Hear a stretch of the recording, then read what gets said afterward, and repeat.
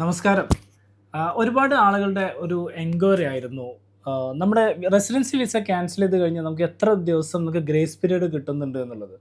Grace പീരിയഡിനെ 2 തരത്തിലാണ് തരംതിരിച്ചിരിക്കുന്നത്. അതായത് നമ്മുടെ വാലിഡ് വിസ ക്യാൻസൽ ചെയ്ത് കഴിഞ്ഞാൽ നമ്മൾക്ക് ലോ പ്രൊഫഷൻ കാറ്റഗറിയിലുള്ള ആളുകൾക്ക് 28 ദിവസവും ഹയർ പൊസിഷനിലുള്ള ആളുകൾക്ക് 88 ഡേയ്സ് വരെയും നമുക്ക് ഗ്രേസ് പീരിയഡ് കിട്ടുന്നുണ്ട്.